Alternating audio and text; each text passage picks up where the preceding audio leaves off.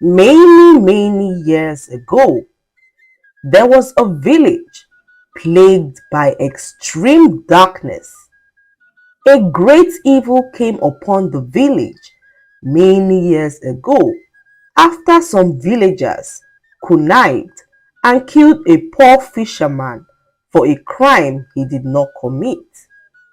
The gods were extremely angry with the villagers for their actions and sent complete darkness upon the land. No one could leave the village, as anyone who tried to cross into any of the neighboring villages mysteriously died, and the villagers for so many years lived in utter fear and extreme darkness. They hoped that one day the gods would forgive them and take away the darkness from their land. A girl named Ayola lived in the village forest with her mother, who was mentally deranged. She never got to know her father because her mother was taken advantage of by a man no one knew about. Ayola would come into the village market to beg for food daily, but no one was kind enough to give her food because she was the mad woman's daughter that no one wanted to be associated with. Ayola would wait till when the traders in the market had all gone home.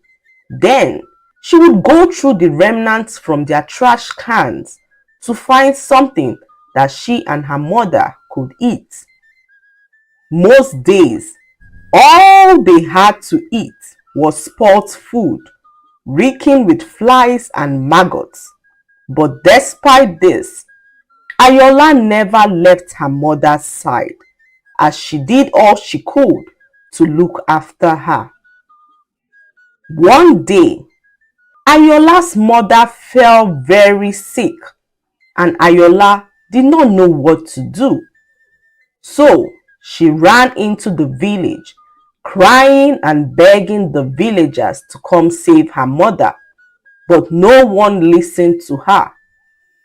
Ayola then ran to the hut of the village herbalist, but the herbalist said he was too busy to attend to a mad woman.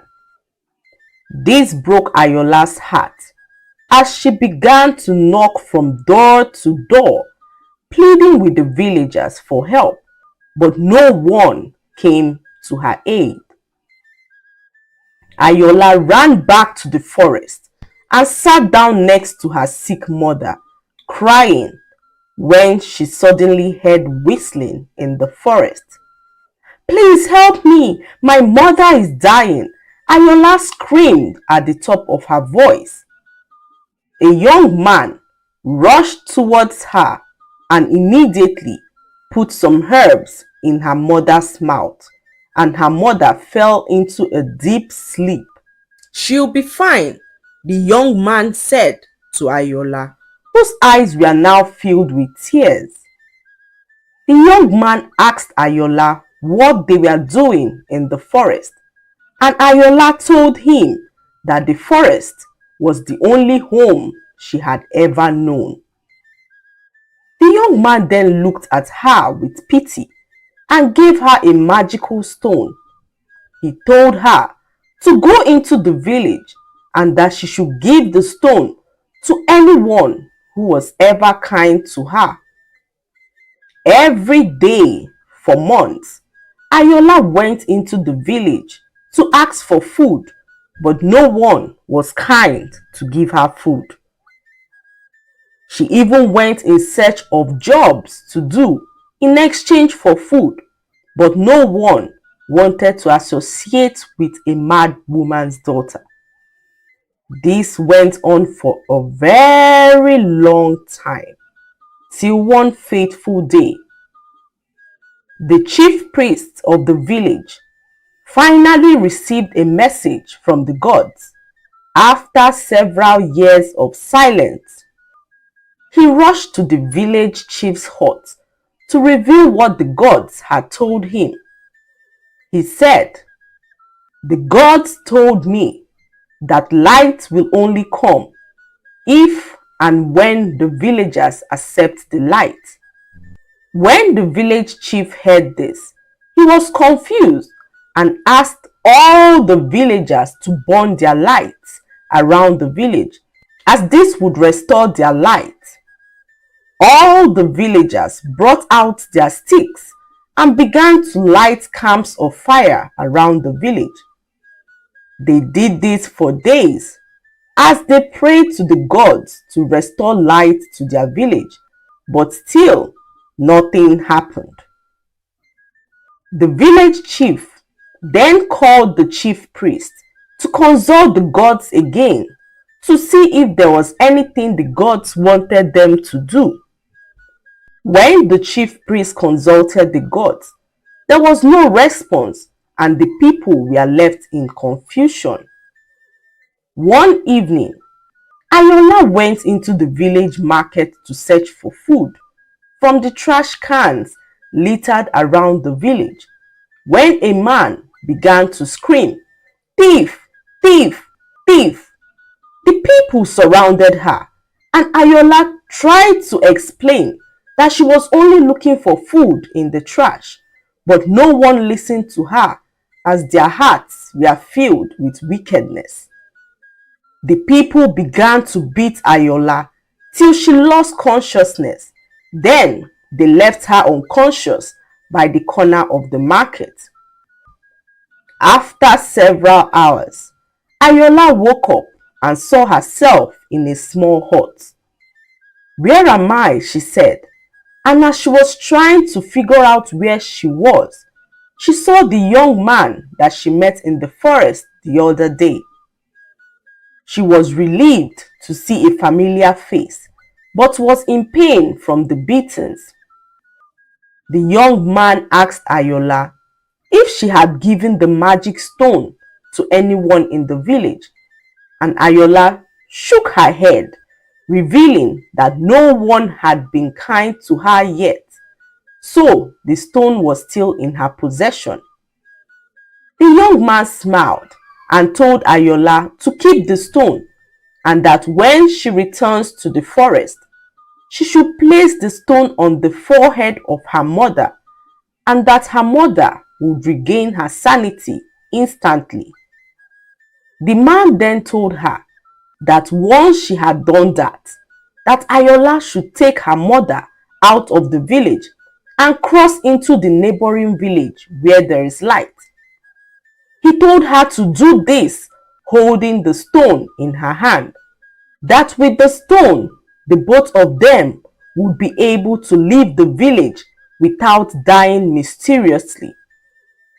Ayola was so happy to hear this and rushed back to the forest to meet her mother. She did as the young man had instructed and rubbed the stone on her mother's forehead. Immediately, her mother regained her sanity. Then Ayola and her mother left the village holding the stone and nothing happened to them. They went into the neighboring village and started a new life there. It was the first time Ayola was seeing sunlight and she was amazed at how beautiful the neighboring village was, as all she had known her life was darkness. However, the villagers in their former village remained in darkness as they kept on burning sticks, hoping that sunlight would soon be restored. This went on for a very long while, till the chief priest received another message from the gods that the village had rejected its light and would remain in darkness forever. The chief priest then begged the gods for an interpretation, as he was clueless on how they had rejected their light. The gods then revealed that light was given to them, but the villagers kept rejecting the light. The gods then told the chief priest that the mad woman's daughter, Ayola, was the light the people rejected, that a little kindness from the villagers towards Ayola would have restored light to their village. When the chief priest and villagers heard this, they began to look for the mad woman's daughter everywhere. They searched the whole village and the forest, but Ayola and her mother were nowhere to be found. That was how the villagers remained in darkness all their lives because of their wickedness towards Ayola and her mother. The lesson to be learned from this story is that a little kindness can go a long way. Always try to help people in need and do not look down on anyone because of their condition, because you never know if that person will be your savior tomorrow. I hope you enjoyed the story. Please like, subscribe, and leave a comment. It helps us grow our channel. I'll see you in our next story. Bye.